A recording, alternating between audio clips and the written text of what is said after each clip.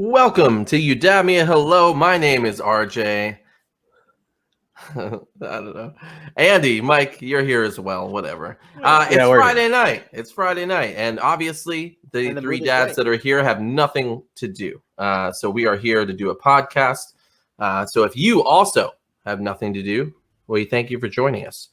You could have been anywhere, but you chose to join us. We appreciate it. But we're here tonight. We're doing wrestling tonight. So the three people currently will leave in a few seconds. They were like, I thought it was top 80s pop. No, you're a week behind.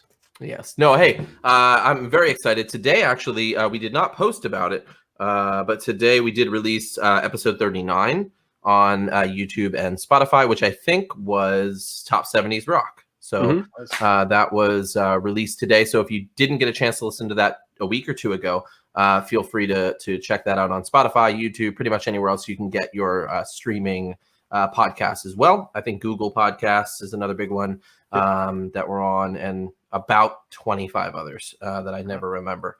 So check it out. And then tonight we are doing the greatest wrestling returns of all time. So if you were a wrestling fan back in the 90s, 2000s, 2010s, 2020s, check it out tonight. It's going to be good. If you were not a wrestling fan, hang on. We're going to tell funny stories probably and just reminisce about our childhoods. So how do you guys feel about tonight?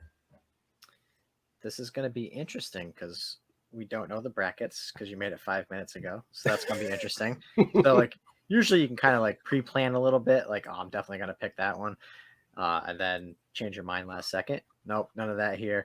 And some of these I had to rewatch again because all right, I remember they came back, but I don't remember the exact happening. So replaying some of these and listening to the pops that they got. So for those non-wrestling fans, so a pop is the crowd cheer essentially when the coming out.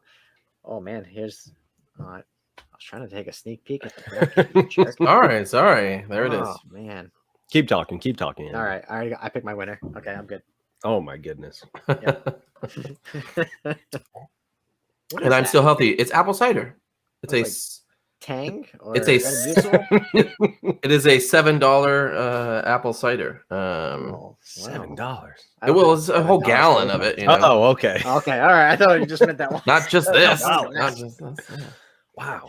He's got a bartender behind him. Excuse me, can I get the $7 martini, please? But yeah. So, anyways, let's get to it. This is kind of a mess right now, but feel free to comment below. You know, how was your week this week? What's going on in your world? And we'll talk about it tonight. This is kind of a laid back episode, I think, but we're gonna go for it. I'm a little loosey goosey tonight. That's the kind of week it's been. Excuse me while I drink my $7 water. My wife Jessie said that your spitting into people's mouths might gain us viewers depending on what they're into. We have to stream on Pornhub if that's and the case. Another one gone. Another one gone. Hey, if you're still with us, comment below as to why you're still with us. What do you want us to talk about? One person? No, there are many more. There's 4. But the many maybe on BandLab. No, that's Thursdays. Tonight we are alone. It's just us. But anyways, hey, let's do it. We've got some good stuff here. We're going to talk about everybody from down to Eddie Guerrero from 2002, all the way to Edge from 2020 of last year, and everybody in between and a little bit after as well. So here we are. Let's start with the first one here. We've got Eddie Guerrero's return back in 2002 versus Daniel Bryan's return in 2018. How y'all feeling? I'm going with Daniel Bryan in 2018. Wow. Okay, that was quick. Just doing it. I'm actually going to say the same. Yeah, Daniel Bryan in 2018. Yeah. You too? Yeah, I would have said the same, just based on the circumstances that are surrounding the return of Eddie Guerrero. Andy, do you want to talk about why Eddie Guerrero had to leave and come back? I mean, he was suffering through some addiction issues and stuff like that, and so he was let go, and then was on the road to recovery, was working a lot of independents, was on, I believe, the first Ring of Honor show as well. I think he was super crazy. He did some matches with Amazing Red, SAT. I think he was so in a match with it was either CM Punk or Daniel Bryan that night too. He jumped. Yeah, he was kind of all over the place. Yeah. But like started like, you know, showing like he was improving and he was doing a lot better. So WWE rehired him. He came out and attacked Rob Van Dam, and they just went into these series of matches that were fantastic. And obviously, from there, skyrocketed, you know, into the world title scene. So, you know, he probably would have continued to go that route if he, you know, unfortunately passed away early on. So, but that was just like a super cool, like, road to redemption kind of story. And so it was a cool deal for him. Yeah, it was nice to see him come back and sort of reignite his feud with Chris Benoit also, because they had been, you know, through multiple companies together. So it was kind of cool to see them wrestling together again. Unfortunately, neither one of them are still around. But again, him and Eddie and Chavo had a really good run as tag team as well. So that was really cool. I mean, that was something that you know, you hadn't really seen in American wrestling, is to have, you know, Latino wrestlers really in the spotlight. They were there, and obviously they were huge. You know, they had luchadors and everything, and WCW kind of had their thing where they had their teams. But yeah, it was really nice to see it in the WWE, and yeah, he had a good run. All right, so Daniel Bryan from 2018 is the one moving forward. Next up, we've got Chris Jericho from 2007 versus Shawn Michaels in 2002. This was a tough one, guys. Chris Jericho's 2007 return, if you don't remember, was the second coming of Jericho. That one, while obvious that Jericho was going to return, it was highly anticipated, and he did come back with, if I can remember right, didn't he have the short haircut? Yeah. Yeah, which I was not a fan of, but that's fine. He was also wearing a really sparkly vest. I didn't get that at all. I mean, he's just over the top with everything, and it works for him, in my opinion. It was a very similar. I think this is the one where he clotheslined a dude in the back, and then did his like standard pose, you know, and then came out. I don't know who he was feuding with when he first came back, but Randy Orton. Randy Orton. Oh yeah, yep. Yep. Actually, both of these returns, were onto Randy Orton. Shawn Michaels' return wasn't that with Triple H though at some point? But when he came back the night of, it was Randy Orton was like walking up the ramp, and I literally watched it 10 minutes ago. And Chris Jericho, actually, the person he clotheslined was supposed to be the person carrying the Olympic torch into the stadium. Oh yes, you're right. So that was really good. Well, for me, guys, Shawn Michaels is my all-time favorite. It's just nobody is close to him, in my opinion. I don't understand when people can put him on the same level with some other people. I won't name them, but they're always like, oh, if it's this guy, it's not this guy. It's Shawn Michaels is so far above everyone's level. And when he left in '98, you know, he was last in Boston against Stone Cold Steve Austin, which was still a great match. It's not, you know, 5-star by any means, but he was super injured at the time. You know, he wasn't supposed to come back. And so I actually kind of lost touch with wrestling right around 2002, actually. And I started to get bored with it. And when I heard that Michaels was back, that kind of brought me back into it. They did this crappy little NWO run, you know, for a little while, which was kind of easily forgotten in my opinion. But when Triple H finally did his swerve, and they started their feud, man, that's what brought me back into it hardcore. So I'm going with Shawn Michaels 2002. What do you think, Andy? You look like you got something to say. Both of these returns were great. They were. Not only just like the return, but like what happened after for both. Afterwards, right. I feel like these, it wasn't the initial return. You know, obviously Shawn Michaels was more of a surprise because they did telegraph Jericho. But yeah, it was kind of what happened afterwards that made it great. It wasn't that initial night. And arguably, both of them had almost a better second half. There is a. There's I a don't know balloon. why there's a balloon floating behind me. What's on there? A unicorn? It's a unicorn. Yeah. Yeah. Yeah. He's in it right now. That's the room where RJ sleeps. That's his decoration. They're coming. RJ's actually living Oh, it's in the other way, sewer yeah. right now. And that's how so that's super creepy. Oh, it went away. I can't do that. It was just that was the laziest attempt at getting a balloon Yeah. I've ever I'm seen. stuck to the. You're like, thing. it went away. My arm can't stretch. That. Shoot. Ugh, I'm gonna gosh. go with Shawn Michaels. I'll make it easy. All right. Okay. There we go. Yeah. So, I mean, let's talk about Chris Jericho for a second then. Chris Jericho made his original debut in 99 in WWE. Anticipated as well, I think. But huge. I mean, probably one of the best debuts of all time. And for him to come back in 07 and still have the pop that he had pretty much the same in 99, I thought that was pretty good. Like you said, it was against Randy Orton at the time. He would go on to feud with Michaels as well, which was a huge feud, which is great. And then we all know him now in AEW. So, Yeah, it was really cool to see, to go back and watch some of these, the returns. And, for Jericho, he had already had sort of a good run before he had gone for 2 years and then come back. So when he came back, I mean, the crowd wouldn't let him talk for about 3 minutes. I mean, he was standing on the top of the ramp and the place was just going nuts. And then he just cut a ridiculous promo, which, I would say that Jericho is one of the best on the mic, maybe in the history of the business. I mean, the guy just is absolutely phenomenal. But even the lead up to the return was cool too, with all the promos that they were doing, cracking the code and all the little Matrix kind of screens they were doing. So you knew Jericho was coming back, but it was the way that they led up to it that made it even cooler than just, hey, this guy's coming back, with a whole bunch of like promo shots or, people just talking about it. I thought it was really cool. I thought it was going to Glacier. But like RJ shit. Glacier, short-lived Glacier.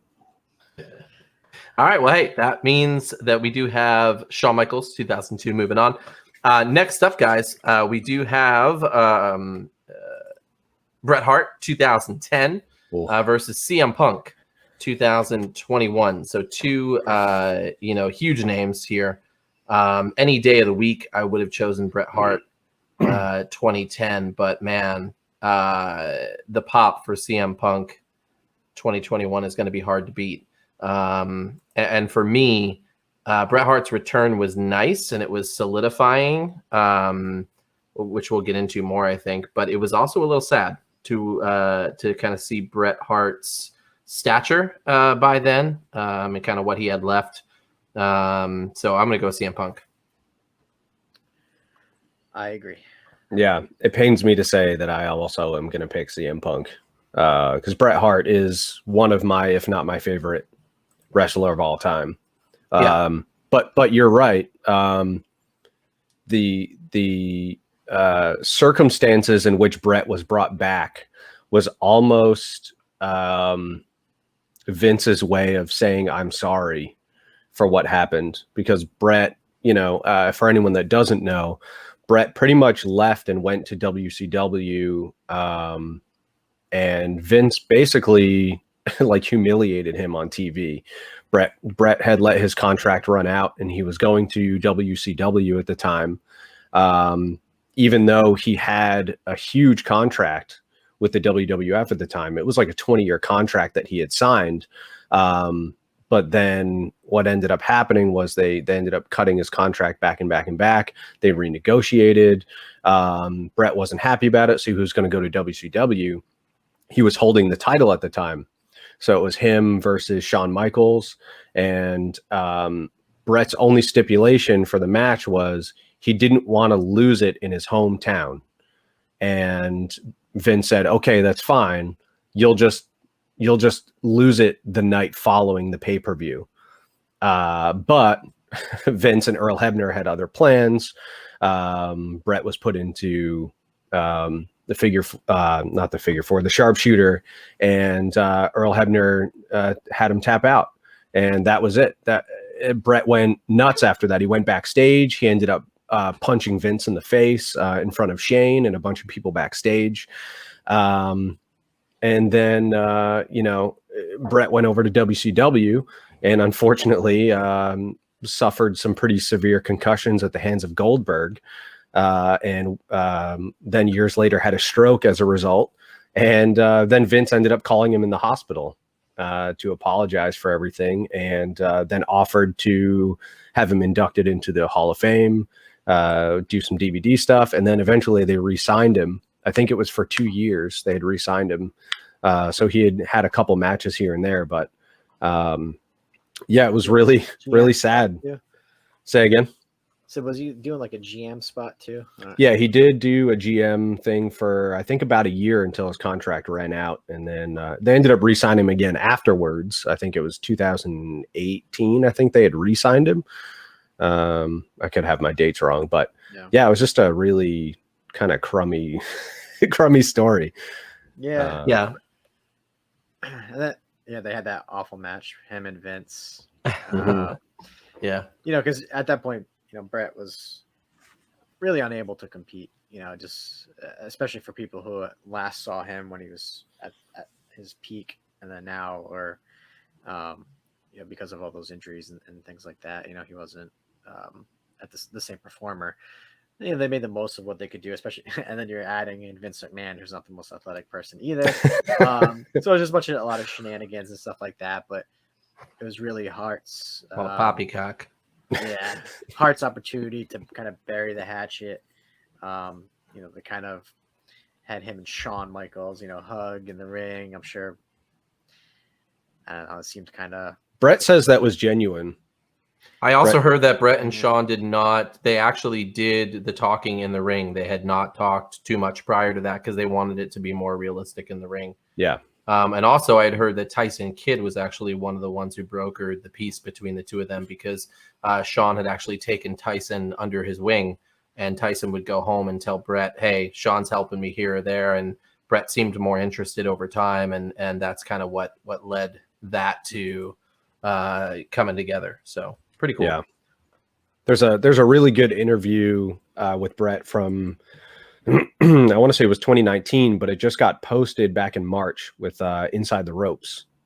He did a live interview in front of a live crowd. It's about a 20-minute interview, and that was pretty eye-opening. He talked a lot about, some of the stuff that I was talking about, and the injuries that he sustained, and all the junk that he went through, and sort of the baggage that he carried for years and years and years, and hating people and himself. It was pretty rough. It was pretty sad to watch, but he's in good spirits now. So, well, moving on, we've got some good ones here. Ric Flair, 2001 versus Brock Lesnar, 2012. Woo! I already have an answer here. I was just talking to Mike about this earlier. Brock Lesnar's return in 2012 has kind of set the course for the last 9 years for WWE. Brock has been a part of the game since then, and really kind of changed, for good or for bad, has really changed what WWE looks like, I think. Brock Lesnar, again, you either love him or you hate him. I have both. I actually love him and I hate him. It's one of those things where you see a little too much of him over time, or it was a little bit too obvious that he was going to come out or whatever. But I have to say, when he comes in, ratings do spike up.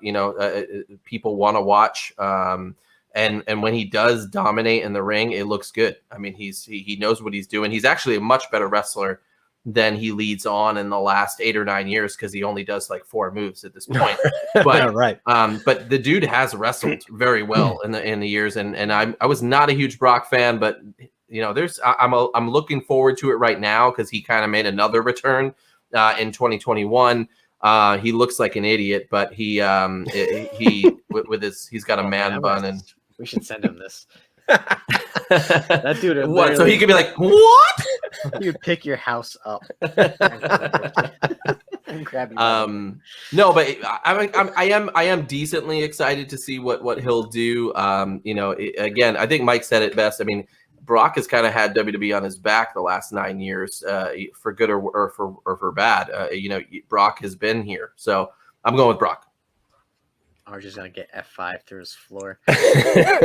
He's gonna be like, yeah, I'm going with Brock on this one too. I'm a little surprised on that, Andy, because you generally are a hater of Brock.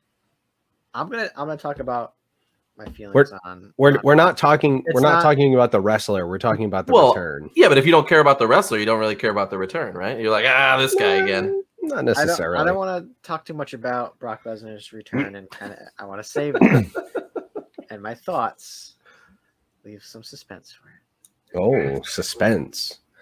Well, Ric Flair came back in 2001 on Raw after the WCW ECW invasion angle that they had. So he ended up having a match at Survivor Series. And he was the co-owner, I don't know how true that is, of the WWF when he was running SmackDown and Vince was running Raw. Mm-hmm. And then they had an Extreme Rules match. So picture Ric Flair versus Vince McMahon wrestling each other, men in their 60s. Ric Flair's been 60 for the past. That's true. Someone was like, Ric Flair's been 60 for the past 30 years. Literally, that was like the first. Whoever said that, I don't know. Yeah. The first comment on YouTube for this return, Ric Flair's been 60 for the past 30 years. I was like, yeah, that's true. Even when Flair was in WWE, so like I didn't know Ric Flair prior because I'd seen pictures of him like in WCW, like magazines and stuff like that, and then he came to WWF, and his style was so different because NWA, WCW was a different pace. That they were more wrestling, where I was now accustomed to WWF, which was more over the top characters, right? Yeah. He came in at that point. I'm kind of like, man, this is kind of boring. But then like he had a cool feud at Macho Man over Elizabeth, and I was kind of like, all right, he's kind of okay, right? And then he left and went back to WCW, and then this return, which I guess was a little shocking, right? And he kind of does this GM thing, and it turned into back into the ring as well. And he had a decent run as a singles competitor as well as a part of Evolution. Mm-hmm. He had some really good matches, and even going up to his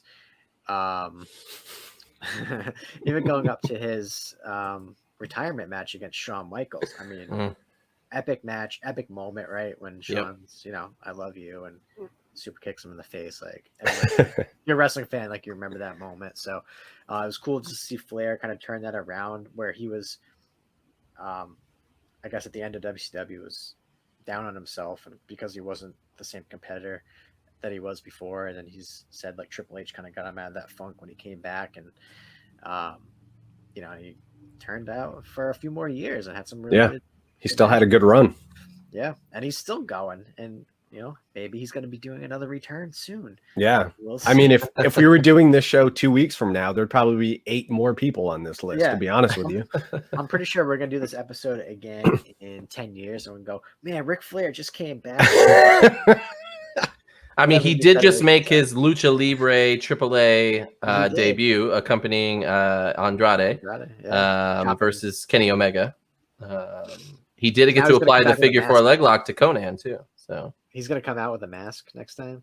But he's still going to do that walk, and he's, he's still going to woo.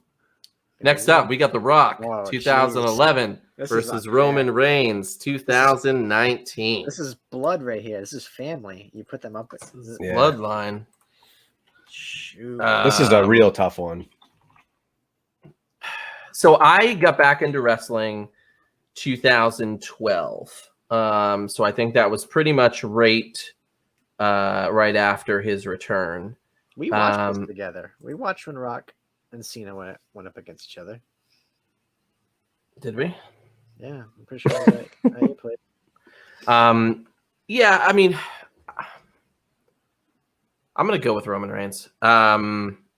Just because he had left what 6, 8 months earlier. 8 months prior. He had mentioned he had got leukemia. That was actually a pretty real moment and very out of nowhere. Yeah. But something he had been dealing with for actually a while. But it had come back. And I just remember like watching it and going, wait, what's going on? And being really shocked by it. I even included my wife on it. I was like, yeah, see, this is crazy. And to think that he would come back in 8 months, I was just like blown away, that was even possible. So when he came back, it was a feel good moment. It was a feel good return. So I'm going to go with Roman Reigns on this one.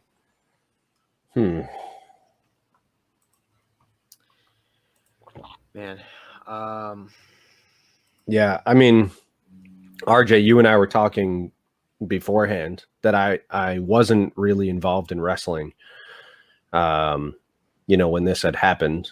But yeah, it was even hard to go back and watch it now because you could tell, one, obviously he was concerned for his own health, but he also wanted to be super upfront. And it was a really great speech that he had to the entire crowd. And then to have everyone in the crowd, chant like, we love you. Like that was really hard to watch. But then even to see him come back, he's standing at the top of the ramp and everyone's cheering. And you could see he was just crying. He was overwhelmed with the support. And then he even hesitated to get back in the ring. So he was standing on the ropes, on the outskirts, and he hesitated to get back in the ring before, he even had another speech when he came back. It was kind of tough to watch something like that, but really, heartwarming to see how much fans really do appreciate, what they do in the ring, even though they can be real crappy sometimes and yell, "This sucks," or yeah, what? Or the what chant still like 28 years later, whatever. But yeah, I think comparatively to The Rock's return, I would have to go with Roman Reigns as well. Yeah, I think based on the circumstances, I'm also gonna go with Roman Reigns as well. Like I won't talk much about it, but I will say, in talking about The Rock's return, that was a huge buildup. Let's bring up the spirit level here a little bit. I am not a huge John Cena and Rock fan. Like I'm not like someone who's hanging up their pictures on the walls, right? I like and respect them both as performers and as entertainers. Again, they're not the most technical people in the ring, but when they go out there, they're going to entertain you, and they're going to, when you put them in with somebody who they gel with, they're going to have really good matches, and it's more of their presence that draws people in, right? And both on the microphone really kind of can be unmatched in maybe Jericho, but so there's not many who can go back and forth like they do. And then he basically had them two going at each other and very real comments being made. John Cena is talking about The Rock being a part-time performer and he left to go to Hollywood. Hey, John's calling you out. John Cena's cool, man. All the stuff he does for kids and stuff like that. That's true. I'll never have any bad things. We can't see him, but he can see them. Yeah. So I don't know what that means. I will say that whole storyline between The Rock and Cena, like I was in it the entire, like I was super excited for that match because I was like, never would you think that these two would be going against each other. And the promos, like every week was like, who can one up the other person? Like someone will come out, say, talk their stuff, and then you're like, whoa, man, what's going to happen next week? How are they going to top that? And they kept doing it. So that really got me excited. I even bought the DVD that like shows like that whole, like it played out the entire thing. Like, because I was so into it. So It was a really cool return, even though it was kind of short lived. It was still super cool. Yeah, I think we need to state here that The Rock was gone for 7 years before this comeback. So this wasn't like he was gone for a year, 2 years. He was gone for 7 years. And then Yet. yeah, he hadn't even done Jumanji yet. or that Disney Plus Jungle Cruise movie that everyone already forgot about. Yeah, the way they built up to it, you know, they had him announced as the host of the next WrestleMania, but they didn't announce his name. So they just said, and the host of the next WrestleMania is, and then all the lights went out in the arena. And when the lights came back on, The Rock was there, and the place went nuts. And then he still cut a pretty sweet promo in the ring about how he had been gone, and now that The Rock was back, and he was back home. Nice. Mm-hmm. Well, hey, moving on, we've got The Undertaker from 2000 versus Triple H from 2002. This is one I'm going to vote for solely based on the amazing intro video and song that The Undertaker came back to. It was his American Badass gimmick. And I think it was The Rock that was, fighting, and X-Pac and Road Dogg were attacking him. And Are You Scared comes on. Nursery Rhyme comes on.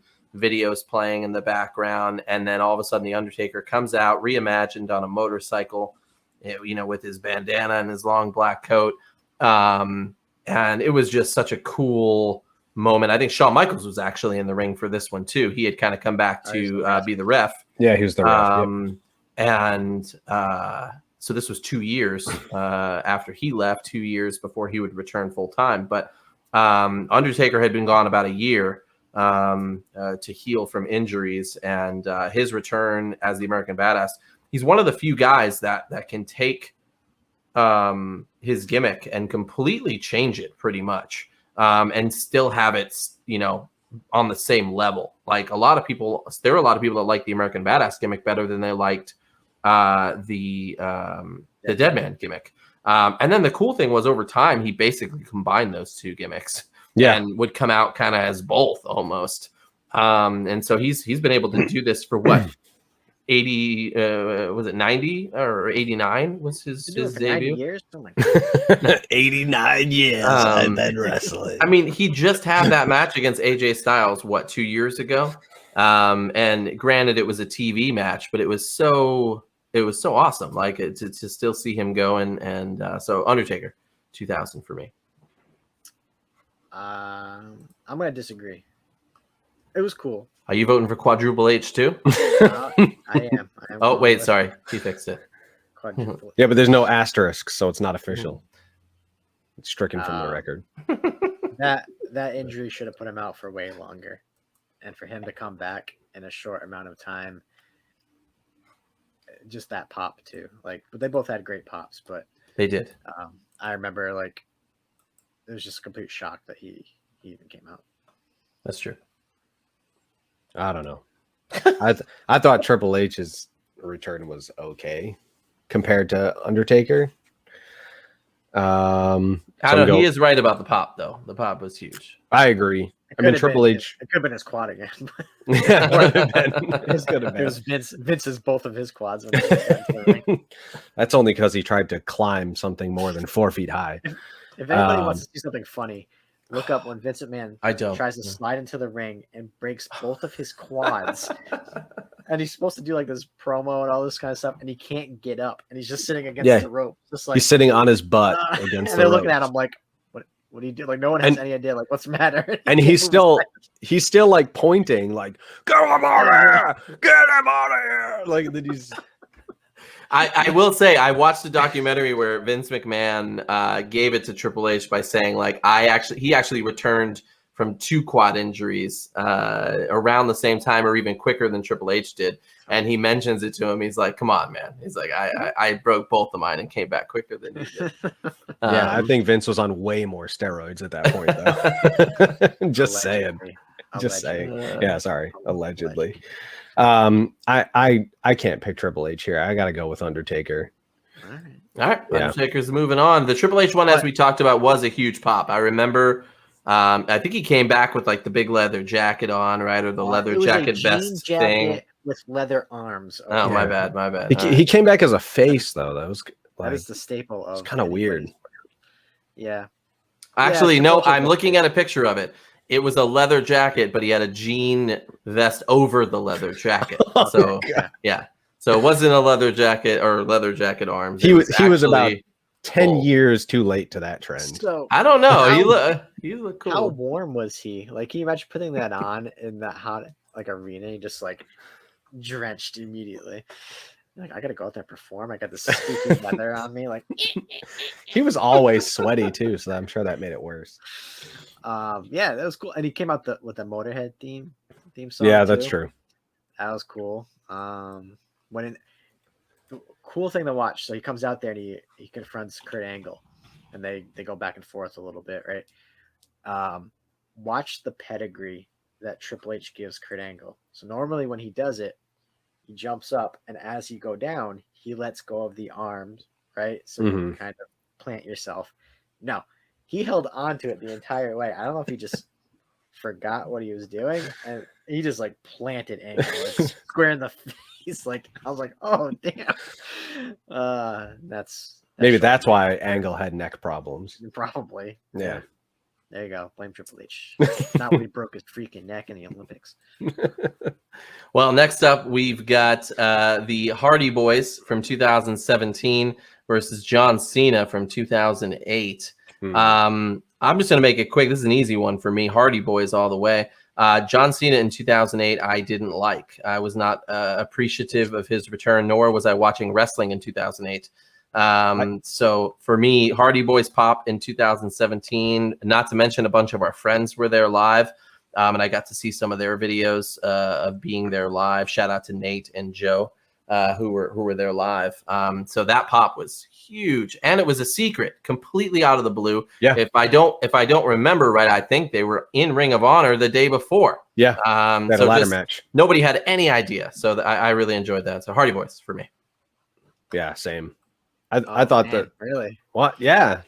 Dude, on this one. Dude, the Cena return was so lame. Like, it was cool that he came into the Rumble and his music was playing. That was all right. That was cool.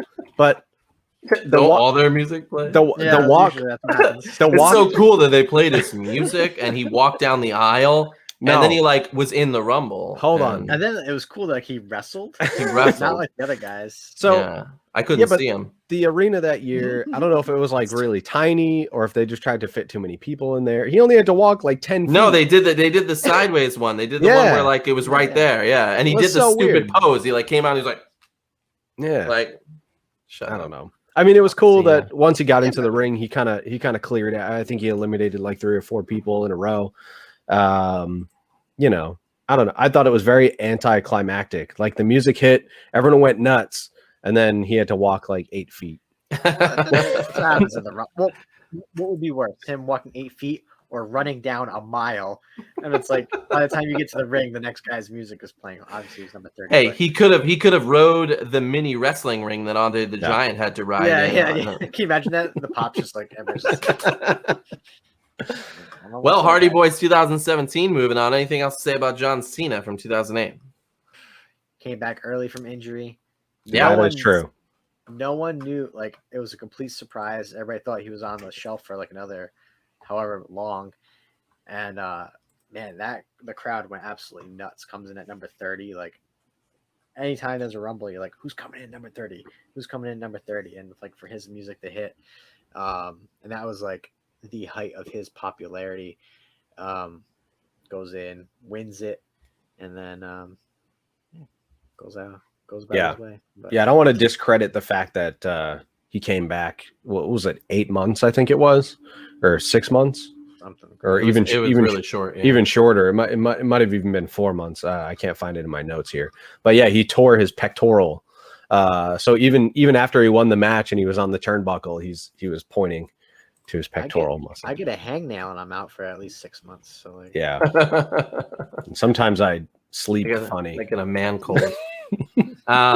Hey, shout out to my daughter Eliza. She is watching. I had no idea she was up, and she told me I cannot say American bad A oh, we anymore. definitely said some Yeah. words. Yeah. I'm talking about So all F sorts that. But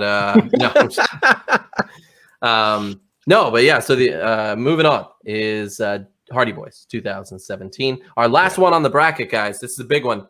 Stone Cold's return in 2000 versus Edge's return in 2020. Oh man. Big ones here. Stone Cold returning in 2000. That happened at No Mercy. And this was after a 10-month absence to battle Rikishi, of all people. So that's he ran fun. him over. Yeah, He with a did. car. Because he's a bad man. What else would it have been? Bicycle. The Zamboni. He rode by in a unicycle. A razor scooter. Poked him. He hit him right in the shins with a razor scooter. That hurts. Oh man, that's way worse. Mm-hmm. I'd rather get hit by a car. Yeah, so that's I'm going it. Yep. Edge. I'm going Edge 2020. I'm going for Yeah. Yeah, I'm gonna go the same. Yeah, I mean, Stone Cold's return was very cool, but Edge's return was way more of a surprise. I think we knew Stone Cold was going to be coming back. We just didn't know when. We didn't know Edge was coming back. It was way more of a surprise. So Yeah, I mean Stone Cold. He got the Stone Cold pop. The fans went nuts. You know when he comes out, which anytime he does, you know, and he could probably go to like the supermarket and that break through some glass and the supermarket people will probably be like, "Oh my God, Stone Cold! My God, my God!" also the match that it was really weird because it was a no holds barred, right? Between Rock and Triple H that he interfered with. But then yeah. So it was kind of weird because that was sort of like that was the match of the night. You know, you've got two of your biggest stars. You've got The Rock and Triple H in a ridiculous match. They were both tied at 5 falls with like a minute and a half left. And then all of a sudden Stone Cold interrupts the entire match. Like, and I get what they're trying to do. Like, all right, it's the biggest match of the night. We're going to have Stone Cold come in. But it's like, you just ruined your biggest match of the night. Yeah. And it ended in a 5 versus 5 to 5 tie. Like, what are you doing? What are you doing? I watched it back and I was like, that was the ending. Okay. Yeah, it was a really strange way to reintroduce Stone Cold. It was very anticlimactic. That was a lot of the early 2000s, like 99, like 98 through 2001 was like weird finishes that you just kind of sat there. Yeah, the booking is much better now. Bianca Belair. Yes, if you're watching something other than WWE, the booking is much better. Yes. Well, hey, Edge 2020 is moving on. Next up, we are now in the top 8, guys. So this obviously done. We plan to be done at this point. I knew it was not going to be that easy, but next up, we've got Daniel Bryan 2018 versus Shawn Michaels 2002. This is hard for me because Shawn Michaels, again, him coming back and having probably a better second half than he did the first half. Man, it's hard and then again, Daniel Bryan coming back was very unexpected. Trainer versus trainee. That's true. That's true. Which we never saw, sadly. But I'm going with D-Bry on this one. Daniel Bryan for me as well. I think killed it for me. Okay. Sorry. I was gonna go with Shawn Michaels, but there it is. I'm not. You still can. It's just we voted otherwise. What was the name that we were saying that Daniel Bryan should come back as? Oh shoot. United States Reptile. Yeah. Stupid. Or what was the other one? Oh crap! What was the other one? I don't remember. It was like Breniel Dialson. Well, hey, talking about Shawn Michaels 02, Shawn Michaels comes back. Now, first off, I'm a huge fan of Shawn Michaels' championship runs in the 90s. A lot of people felt as though he couldn't carry the company, but he was having like amazing matches every month. I mean, you had him and Bret Hart when he first won the title, and then he's going against Vader at SummerSlam, which I thought was a fun match. Him and the Bulldog, him and Mick Foley, Mankind at Mind Games, him and Ken Shamrock, him and Diesel, like just great matches. Anybody who fights Shawn Michaels is going to have a great match. The DX stuff. Then he's gone for 4 years. Meets his wife, becomes a Christian, comes back, and ends up basically doing a 180 in his personality. So anybody that hated him before backstage, which was 90% of the people backstage, he ended up kind of coming across and mending fences, I guess you can call it. Then he comes back, fused with Triple H, fused with Chris Jericho, fused with Ric Flair. Some of the best matches again. That first match with Triple H, he's never wrestled. It's been 4 years. He comes back and has a 5-star match, in my opinion, with Triple H. And it's just a great storytelling match. Wait. It would have been a 5-star match, but he wore those brown ugly. No, the brown pants were from the elimination match. Okay, all right. Him and Triple H, he wore the stupid jeans. I thought you were going to say the brown it was a pants street were fight. from the Taco Bell he had earlier. Yeah. No, the brown pants, White pants and the bob cut was the worst outfit I've ever seen. It was about as bad as Jericho's bob cut, but with the backwards Kangol hat or whatever. It was so bad. So Shawn Michaels, the only problem with Shawn Michaels since 02 is he stopped caring about how he looks. So that dude would come back and he would wear camouflage only. He'd wear like boots and jeans. He would never dress up, bob cuts. And then like towards the end, he would just come out and do his like fake walk. Like he'd be like, I don't know. It was almost like he was just like not confident anymore. So that's my only downfall with him. And the brown pants from the Elimination Chamber. You get old RJ, you just stop caring. It's true. I mean, hey, that's what happened to Case me. in point. Dude was getting paid so much money too. Like he didn't care. He didn't care. But now he's a trainer, NXT, producer, whatever you want to call it. He does pretty much everything down there with Triple H, and that paid off because they're canceling NXT pretty much and doing whatever. But yeah, wow. So yeah, glad. But Daniel Bryan, 2018. Yeah, moving on. I agree. Next up, we've got CM Punk 2021 versus Brock Lesnar 2012. Shoot. Big one here. Oh, it's hard to place a return for CM Punk when he hasn't done anything yet, other than actually return. And I hate to say it. I don't know. I don't think that feuding with Darby Allin first was a smart move. I think it's going to be a good match, but it doesn't have that star power that I was looking for. You know, if he had come back and called out like Moxley or called out like Omega, that would make more sense to me. I get that they're trying to give the rub to the younger talent, which I love. It's great.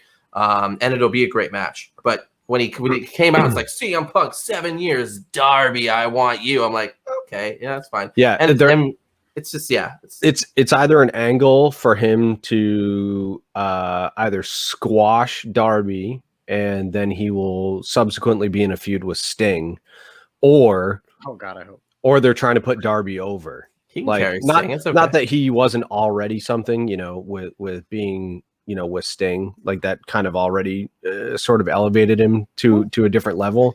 Just comes out with his daddy every night. Yeah, just hanging out with dad up in the rafters, like a creeper. I don't know. I agree with you. It's a weird angle.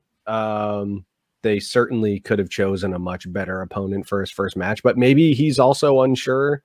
He hasn't wrestled in 7 years. Yeah, if he wrestles anything like his UFC competition, yeah, he'll be 0-2 very fast. Yeah. But the night that he came back, we're pissing Andy off. He's like, if CM Punk sees this, we're gonna get. He already sued a podcast. Actually, wait, he got sued, didn't he? I don't remember. I don't remember. Him and remember. Colty. Oh wait, isn't he in AEW? Yeah. How is That's that what I'm working saying. out? When we were watching it, I was like, I wonder how that's going to work. Oh, I totally forgot about that until right now. Hey, maybe they're on different. Maybe he's like, hey, Colt's not on the show tonight. I'm sorry, I feel like we're losing people. Look that up later. The CM Punk, Colt Cabana, just Google it. They don't like each other, or at least didn't. We'll see how it is. But On the other hand, why don't they feud What? with Colt Cabana and CM Punk? Oh, Coming up with stuff right off the top of the dome. yeah, you good should job, be Jim. writing for WWE. We'll end up in a roll up of death. We'll do the roll up and double Give him this disqualification. balloon. Anyways, I chose, so just throw that. CM Punk is who I chose. Yeah. Oh, you chose CM Punk. Yes. So all that crap was for nothing. Okay. Yeah.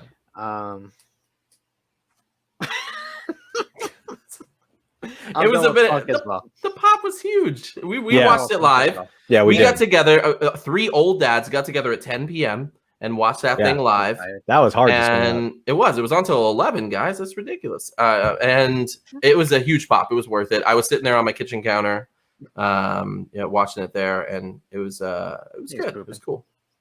All right, so CM Punk's moving on. Let's talk about Brock Lesnar, 2012. I don't remember the actual return as much as I just remember his legacy since then, because I hated Brock Lesnar prior to 2012, and I probably still hated him in 2012. But he definitely has carried the company at times since then. Yeah, he got a huge pop. He came out. Cena was doing a promo in the ring. Lesnar's music hits. He came out. Place went nuts. And he does his walks back and forth on the platform, and place is going crazy. He goes into the ring. He goes to shake hands with Cena, and then when Cena puts his arm out, he throws Cena over his shoulder and gives him an F5, and then kicks his hat across the ring. It was a really good return, as far as kind of like, okay, Lesnar's back, and he's just going to be a complete jerk. Like he didn't shake his hand and disrespected him by kicking the man's hat after he smashed him in the ground. But then after that was Lesnar stuff. He just beat people up. That's pretty much what he's there for. I mean, in his return, he went from beating up John Cena to then breaking Triple H's arm Twice. Yeah, and then then he went on to end the streak. Probably a couple years later, I think. Yep. Right. So he's done huge things, whether you like him or not. Yeah, I think he even at one point was coming out with a shirt that said "Eat, sleep, break the streak," is what his shirt said. Yep. So here's my deal with Brock. Since I held my comments, I loved Brock Lesnar when he first came out in 2002 to WWE, and he just was destroying people. Freak of nature, right? Yeah. And he wasn't even doing things that he could do. Like everybody talks about the bot shooting star that he did against Kurt Angle. Like that was just a move that was a normal move for him that he had hit a million times before. It just stuff happens, right? I mean, at the point in that match when he tried to do that, I think it was like exhausted. It was like 30 minutes into a match or something. Like he you try to do it across the ring. Yeah, you try to do a backflip off the top rope after 35 minutes of literal just like straight exhaustion. Yeah. So like I loved Brock. I thought he was always great performer, like especially for not having a lot of experience, was putting on great matches. Kurt Angle, anybody, Rey Mysterio. Then he left. And when this return happened, I was super excited for him to come back because he was I enjoyed his run before. And there was like rumblings before he came out. I guess, I don't know if people saw him at the arena or in the airport. So like when John Cena was in the ring and talking, the crowd was already chanting Brock, Brock, Brock, Brock. So it was and Cena kind of played up to it. It was kind of like, all right, maybe. Yeah. And then Brock Lesnar comes out, right? I didn't like the whole shake hands and then pick him up. Like beat him down a little bit first. Like he just kind of picked him up like he was a child and just like held him there. And John Cena's just like, okay, you gotta hit the move on me now, like kind of. Yeah. So I mean, that was a good way to put him over as a heel. Like, I see what Yeah. they were trying to do, but yeah, Yeah. no, I agree with you. He Yeah. could have beat him up a little bit. Yeah, and then we have the last 9 years of Brock Lesnar. Cool moments, followed with me wanting to throw my TV out the damn window, to the point where they continued to put the belt on him. No fault of Brock Lesnar.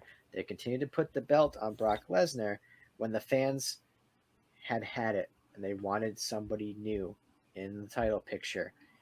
And in typical WWE fashion, they don't care about what the crowd wants. They don't care about what the fans want. They're going to do what they want to do. They feel like they know better. Up until this point, I would say that's a pretty good fact. But now that there's competition and people are leaving and watching the competition, they need to get their crap straight, or they're going to lose a lot more fans. Because when and a lot of people are like, oh, but you're going to still watch. No, when they put the title again on Brock, do you remember this, RJ? I said, I'm done. I was so pissed off that they continued to put the belt on him. I stopped watching completely. And I haven't gone back. I've watched maybe like a pay-per-view here and there, NXT, because I enjoyed NXT. But with like Raw and SmackDown, I said, I'm not watching this crap anymore. I'm wasting 3 hours of my time on Monday nights watching this, going, why did I watch that? That was boring.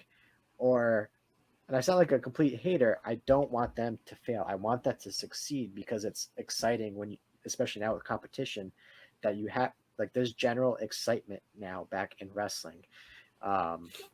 So me as a fan, I'm excited again for wrestling. Yes, I'm siding a little bit more towards AEW because they're doing different things and exciting.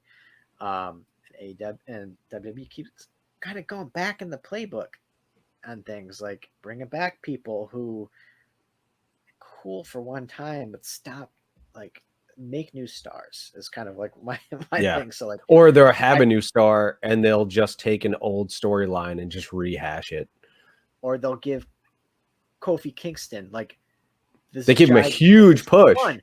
Oh my god, it was like, wow, they're listening to the fans. They're doing something that the fans want. And then Brock Lesnar comes out and beats him, and like he's a nobody. It's like, or Becky and Bianca Belair. Yeah. Right. It's like, why do you torture people? And like, the other problem too is like Brock's not there consistently. Like Brock just comes and goes whenever Brock wants to come and go. Make him that attraction every once in a while. Cool. He doesn't need the belt. But don't give him the belt while he's doing it. He doesn't need it. He is a bigger, like he's like Andre the Giant. Andre the Giant never needed the belt. Mm-hmm. He was bigger than the belt. Brock Lesnar is bigger than the belt. And that's respect coming, I respect Brock Lesnar as an attraction. He brings fans. He brings a lot to the table. You don't have to put the belt on him. You don't have to. Yeah.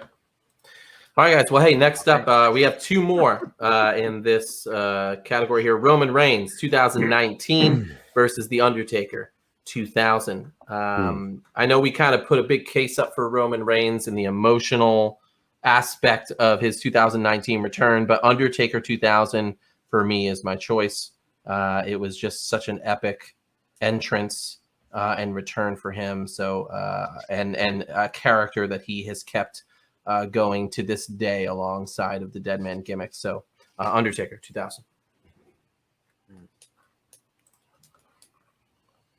I don't like the American Badass character.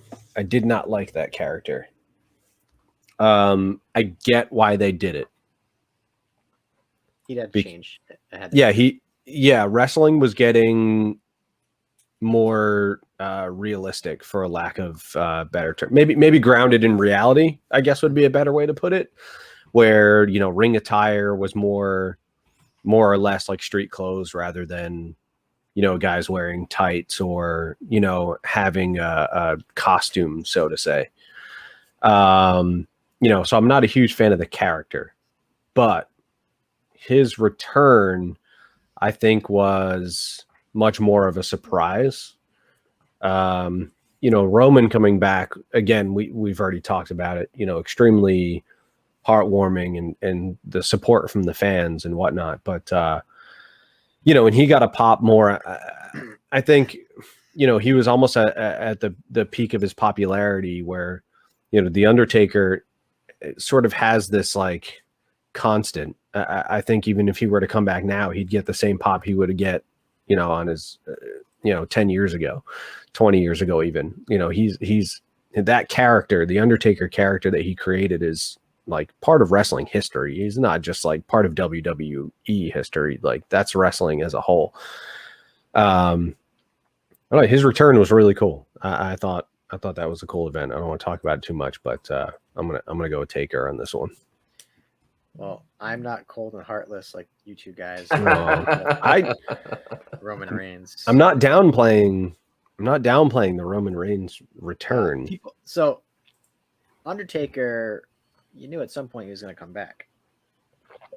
Yeah. Roman Reigns was facing life or death. Yeah. And for him to come back in a short amount of time, to have that support from the fans too, like you said, it was more emotional, where Undertaker was kind of like, oh, this is so cool, and he's beating people up, right? Roman Reigns, it brought reality to the forefront, and what Roman's done after that too. So now basically rebuilding himself, his character, and then now like turning heel, and he's kind of carried the head of the table. Yeah, he's carried the company, especially through. Why was that an Italian? Because I can't remember how he talks. Roman Reigns is Samoan Italian.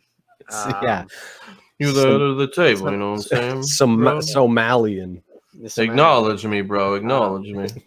So that's why I would have chose Roman, but you can't deny that Taker pop. So I also think, Undertaker was kind of on his way out as Roman was really climbing. So I don't know. It's kind of hard to directly compare the two.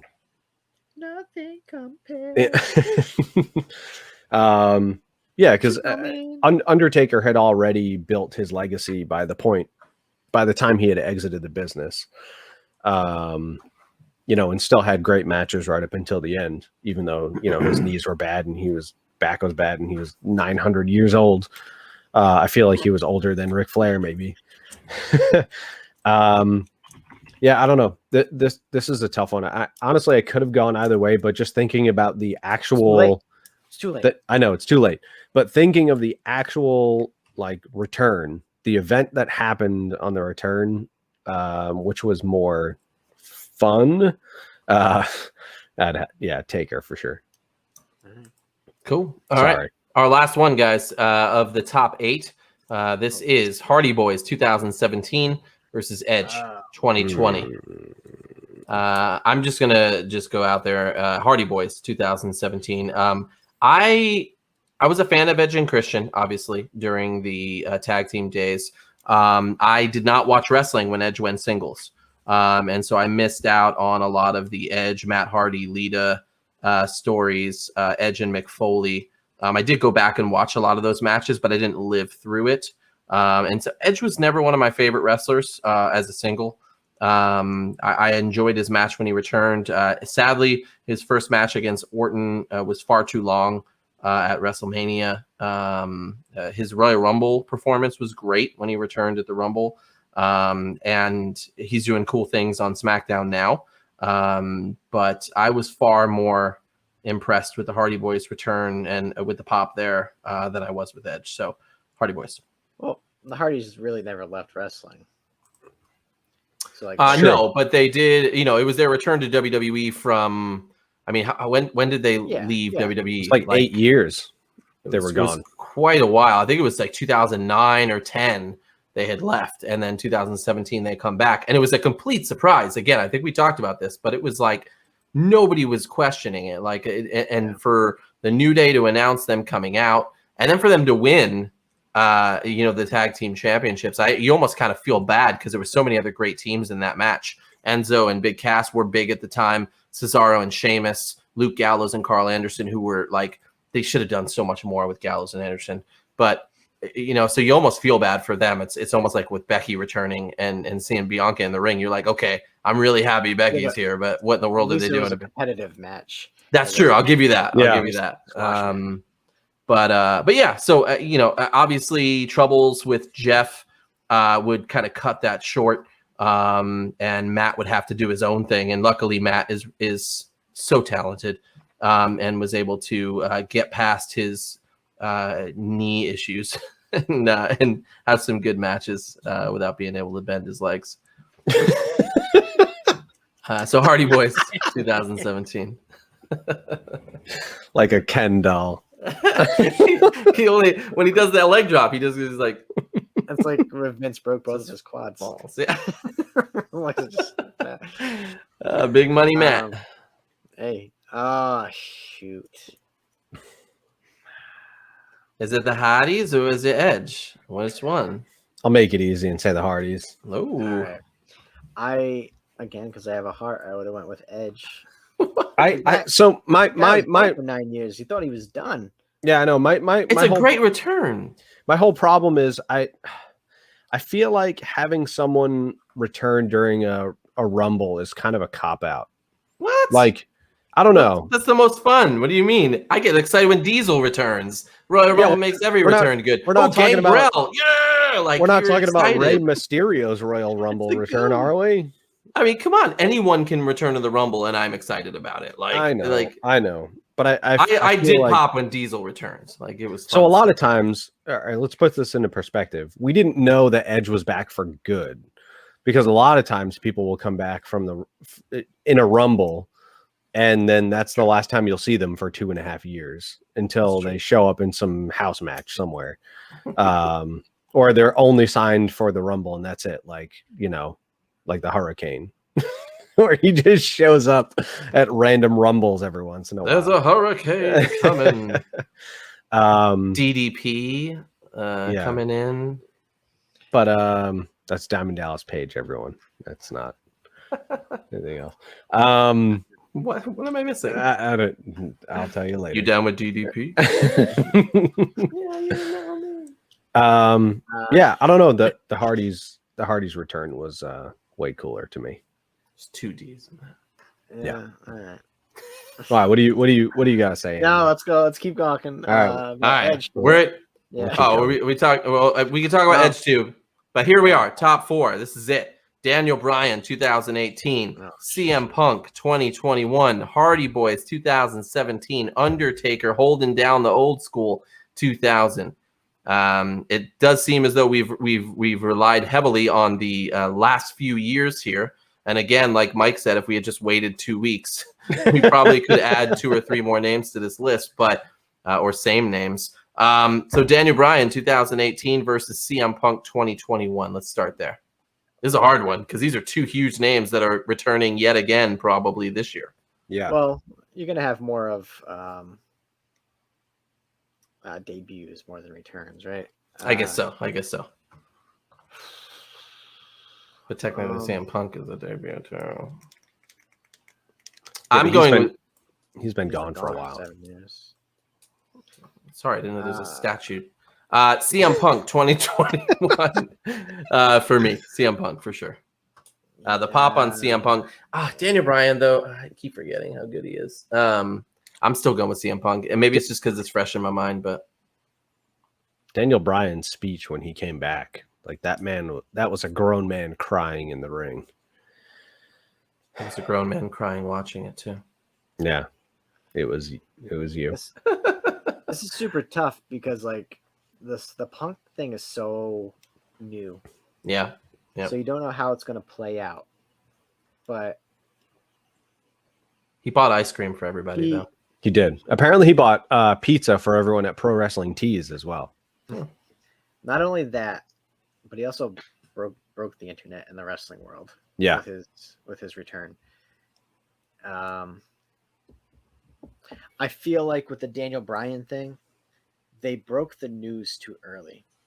It wasn't a surprise. They broke it online, said he's medically cleared to return. I feel like that was a miss. Yeah. Because you already knew he's coming out. Like yeah, you were like excited to see him, and it was super emotional. But it was like, man, if that music would have hit and no one knew he was coming out, True. and for him to be like, I'm back, would have been a different story. So Yeah. I wrote CM Punk on this one in hopes that it stays. Yeah. I mean, the CM Punk thing was rumored. There was always, I think for a month. Yeah, I think for a month or so leading up to the actual taping, like there was rumors that he was going to get signed. They thought he was going to come out in the first event that AEW ever held when they were in Chicago. Like, oh, CM Punk's like for years. It's been like, oh, Punk is coming back, and no one's been able to lock him down until now. So it's always been rumor. Yeah. And even now, like it's like he's coming, but is he? Are they playing us? Like, Yeah. All right. Well, hey, who's what? My choice was CM Punk. You guys? Yeah, CM Punk. All right. Yeah. Next up, we've got Undertaker 2000 versus I Hardy just Boys won. 2017. We don't want to talk about Daniel All right, Bryan anymore. all right. I'm going with the Hardys on this one. I'm going with the Hardys on this one too. Yeah, Hardy Boys for sure. Way cooler. Way cooler. All right, guys. Next up, no. I don't. No, I mean, I think we've talked about Undertaker quite a bit here anyway. But anything else to add to that? No, I don't really like. I didn't like the actual return. Like he got a huge pop. It was cool to see him come out, different character, right? But like, then when he just like beat everybody up in the ring, it was kind of like everybody. Yeah, no, that was cool, man. He beat Yeah, what are you everybody talking about? up.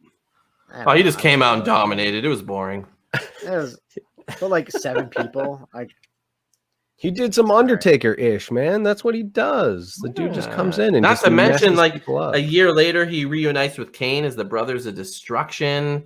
He's fighting Edge and Christian all the time, and the Dudley Boys. Like, look at the card was stacked. I mean, he returned between Triple H and The Rock, and takes out the Then whole McMahon Helmsley faction. I mean, it's just so many cool Then he had people in that- the ring. he had that feud with Hulk Hogan, and then Hulk Hogan couldn't start his motorcycle. I do remember that. He's like, and he like swore on national television because he could. I think one thing, honestly, though, that took away from the Undertaker return was the production, Bandana. Oh, okay. not the bandana. Was I what? like- I like the You bandana. mean it wasn't Diamond Dallas Page production. stalking his wife? No. So if you go back and watch the It's videos, me. like we did, It's So- me. It's me. I can see you through this window. so when the music hit, That's stupid. all the house lights were still on. The camera was behind the stage, and you're watching Yeah. Road Dogg and X-Pac Yeah. beat somebody up, and the video is playing in the background. Like, Yeah. okay, cool. There's music and a video playing in the background. Why are we not focusing on that? Why is the Yeah. camera on the opposite side of the ring? Half Kevin half the Titantron is cut off. Like you can't see all of the video. You can't the sound's not mixed well, so you can't hear the music that well. You hear the Yeah. creepy kid voices and you kind of see Yeah. the video. And then Undertaker comes out on his motorcycle and you're like, "Oh, all right. Now this makes sense." But yeah, they kind of messed the production up on that one. I'm just saying. I agree with you. Would have been way when more I impactful. When I just rewatched that, I was like, "What the hell is going on?" Yeah. Maybe because I'm now used to the 60 camera cuts within 30 seconds. And the shots where they're like, Yeah, to the point Yeah, where the extreme zooms, where I got Wayne's a World puke style. Yeah, I got a puke bucket for the first half hour of the show. all right, well, hey, we're here. This is it. CM Punk Okay. 2021, Hardy Boys 2017. Talk about him. CM Punk, let's talk about it. 7 years, walked out of the WWE quite unexpectedly to the audience after the years of frustration. The pipe bomb promo. The pipe bomb promo. The thing is, for 7 years, he spent trash talking wrestling, failing in UFC, kind of just being the crazy guy in the background, just like doing his thing. And we just thought, hey, man, they're going to chant CM Punk's name for 7 years, but he's never coming back. I mean, the dude hates wrestling. He hates WWE. You were either on CM Punk's side or you weren't. There was a whole fan base that was like, oh, CM Punk's stupid. He walked out. It's on him.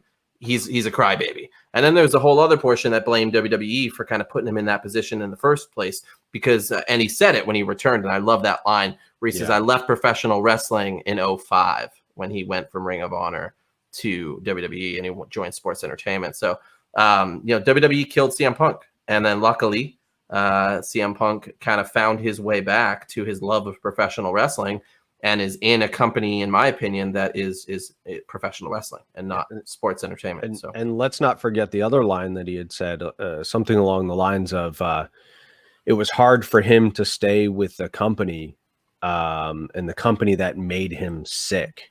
So, kind of alluding to, was there substance abuse? Was there mental issues? Was there, I know he's straight edge, but like, no, it made him sick. Like he was in, that was the whole lawsuit thing. He was injured and like but made him sick. Like he didn't love wrestling anymore. He didn't want to be there. So Booker T recently, like he was talking about Punk's promo when he came back, and his big thing was, here's your platform to basically put AEW over, right? You came back for AEW, and he spent that promo kind of trash talking WWE without saying WWE. And like he was kind of like, the promo was bad. He's like he ruined that moment. And a lot of people are like disagreeing with that. I agree and I disagree with that because he shouldn't have just completely just trash talked them, but like that's what you were waiting for. And he did the same thing when he was in WWE. He was trash talking them when he was there. When he was there, right. So like, but people like he always kind of like, he did his big in the podcast right when he came out and talked about what had happened, his point of view. And then he's really been kind of quiet for the last 7 years. Like he'll say like little things here and little digs here and there. So like, but that's what you expect of CM Punk. You wanted his brutal honesty about his feelings and what happened and his return. So like he gave the fans exactly what they wanted. He probably didn't give them as much as they wanted. Like, he could have gone even further with it, but I enjoyed it. I think why give them everything in one promo? Save it. He's going to be here for a while. More than likely. You got time. It's okay, Booker. You don't have to give him everything right off the bat. Like, give him some time. I'm okay with the feud with Darby Allin. I think it's a good starting point. You got to start somewhere. I think if he goes right into the title scene and the main event scene, they'll get the backlash from that aspect. Yeah, you're gonna make some people upset. Yeah. Yeah. And like AEW kind of prides itself too on like rankings and like they count the records and so stats and everything. Yeah.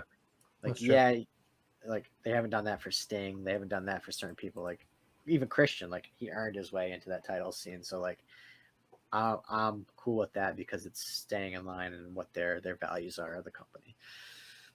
Yeah, I think we can't forget too that they opened the show with CM Punk's return.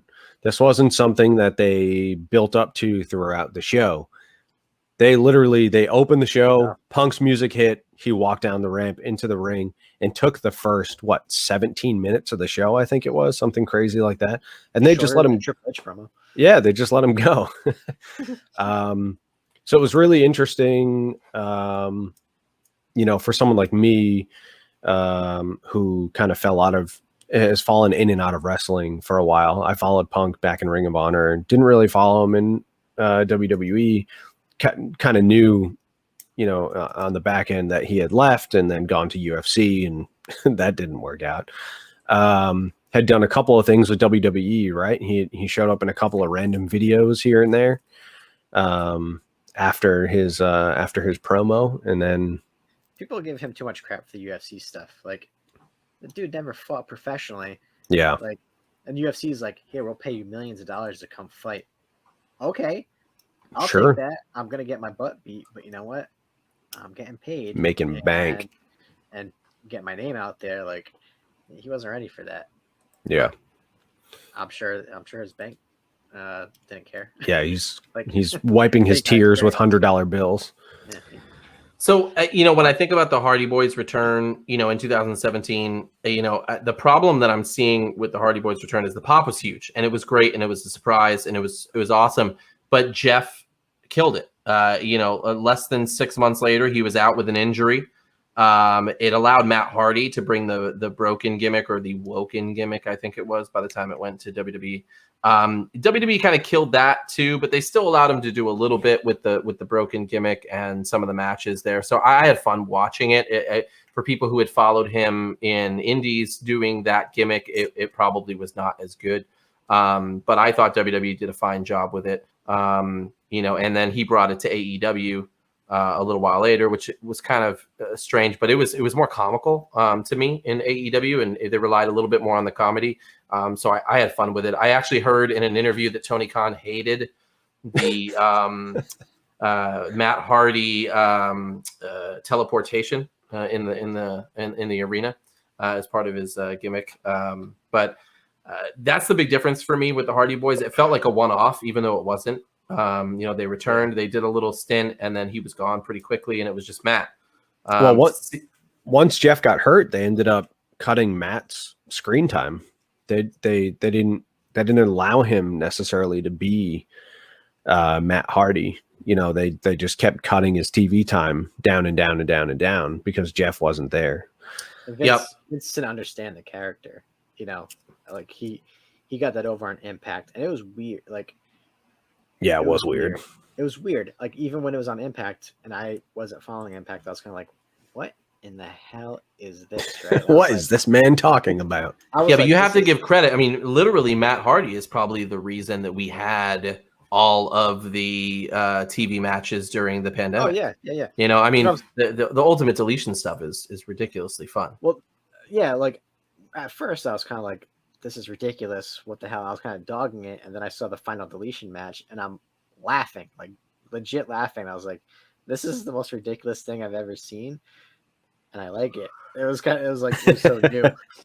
And then, so they did their thing. And then, they kind of got back together on a little Impact and Indies. And there was like rumors that weekend because it was, what was it? The Rumble weekend, right? So like, they're going to be there? Are they coming back? There was kind of like, oh, they're with Ring of Honor and they're with them, and then they got titles, and so it's kind of like, how is this going to play out?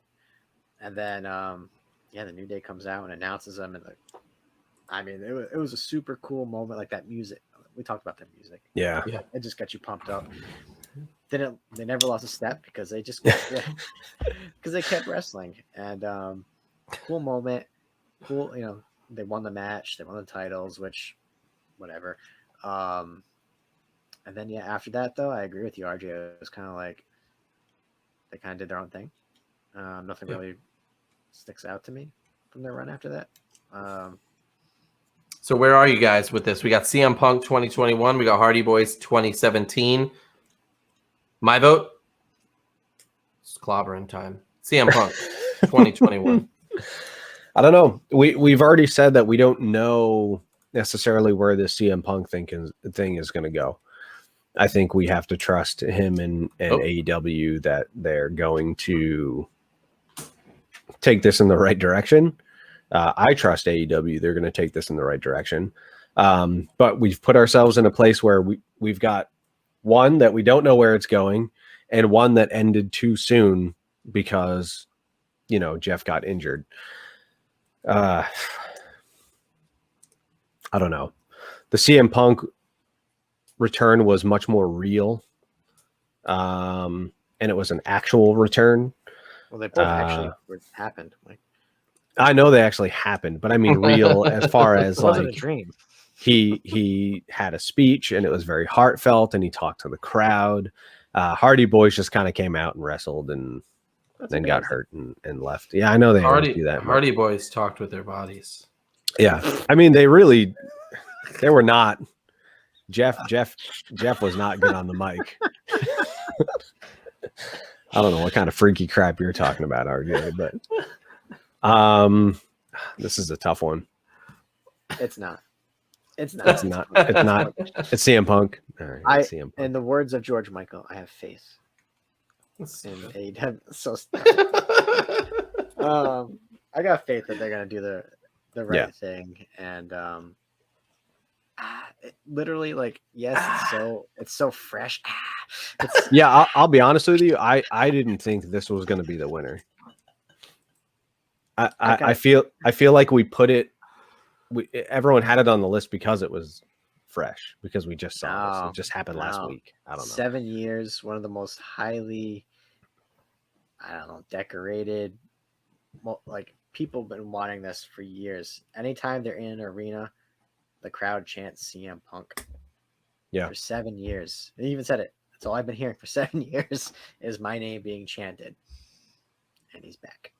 And it's he could go out there and Darby Allin could pin him 1, 2, 3, and it's still cool. The moment was still cool. Time for the Pepsi plunge, kids. Ooh. Well, hey, that's it. CM Punk 2021 is our winner of the Greatest Wrestling Returns. Whether you love him or you hate him, CM Punk's return was huge. The pop was huge. The future is bright, not just for CM Punk, but in the wrestling business. If you've been out of wrestling for the past 10, 15, 20 years, it's got a feeling like it's going someplace again. AEW, Ring of Honor, Impact, NWA, if you want an old school feel on their Empower show, which is a really interesting show, by the way, if you want to check out something very, very different. It's a 70s, 80s territory vibe. So if you want to check that out, NWA Empower, they are not sponsoring us, but if I talk enough, maybe they will. Well, hey, thank you everybody for joining us for another episode of You Dab Me a Hello. Enjoy your week, and we will see you guys again very soon.